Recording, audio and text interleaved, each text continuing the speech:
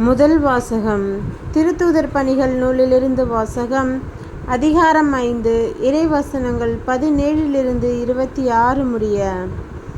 தலைமை குருவும் அவரை சேர்ந்த சதுசேய கட்சியினர் அனைவரும் பொறாமையால் நிறைந்து திருத்தூதர்களை கைது செய்து பொது சிறையில் காவலில் வைத்தனர்.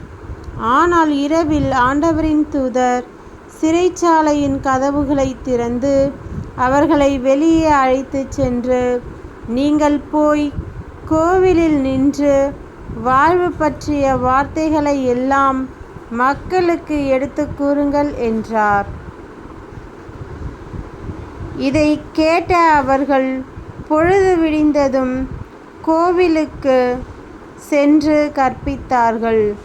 தலைமை குருவும் அவரை சேர்ந்தவர்களும் அனைத்து இஸ்ரேல் மக்களின் ஆட்சி பேரவையாகிய தலைமை சங்கத்தை கூட்டி திருத்தூதர்களை சிறையிலிருந்து கொண்டு வருமாறு ஆள் அனுப்பினார்கள். அந்த ஏவலர்கள் அங்கு வந்தபோது சிறையில் அவர்களை காணவில்லை.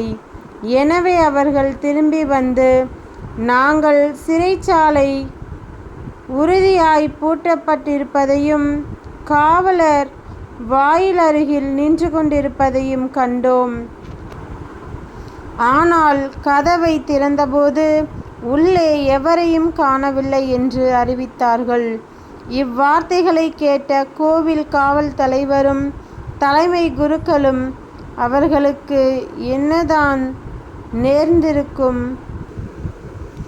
என்று மனங்குழம்பி நின்றார்கள். அப்பொழுது ஒருவர் வந்து அவர்களிடம், நீங்கள் சிறையில் அடைத்து வைத்திருந்த மனிதர்கள் அதோ கோவிலில் நின்று மக்களுக்கு கற்பித்து கொண்டிருக்கின்றார்கள் என்று அறிவித்தார். உடனே காவல் தலைவர் ஏவலர்களுடன் கோவிலுக்கு சென்று அவர்களை அழைத்து சென்றார். மக்கள் கல்லெறிய கூடும் என்று அவர் அஞ்சியதால் வன்முறை எதுவும் கையாளவில்லை. ஆண்டவரின் அருள்வாக்கு. இறைவா உமக்கு நன்றி. நற்செய்தி வாசகம். புனித யோவான் எழுதிய நற்செய்தியிலிருந்து வாசகம். அதிகாரம் 3. இறைவசனங்கள் 16 21 முடிய. தம் ஒரே மகன் மீது நம்பிக்கை கொள்ளும் எவரும் அழியாமல் நிலைவாழ்வு பெறும் பொருட்டு அந்த மகனையே அளிக்கும் அளவுக்கு கடவுள் உலகின் மேல் அன்பு கூர்ந்தார். உலகிற்கு தண்டனை தீர்ப்பளிக்க அன்று தம் மகன் வழியாக அதை மீட்கவே கடவுள் அவரை உலகிற்கு அனுப்பினார். அவர் மீது நம்பிக்கை கொள்வோர் தண்டனை தீர்ப்புக்கு ஆளாவதில்லை. ஆனால் நம்பிக்கை கொள்ளாதோர் ஏற்கனவே தீர்ப்பு பெற்றுவிட்டனர். ஏனெனில் அவர்கள் கடவுளின் ஒரே மகனுடைய பெயரில் நம்பிக்கை கொள்ளவில்லை. ஒளி உலகிற்கு வந்திருந்தும் தம் செயல்கள் தீயனவாயிருந்ததால் மனிதர் ஒளியை விட இருளையே விரும்பினர். இதில்தான் அவர்களுக்கு எதிரான தண்டனை தீர்ப்பு அடங்கியுள்ளது. தீங்கு செய்யும் அனைவரும் ஒளியை வெறுக்கின்றனர்.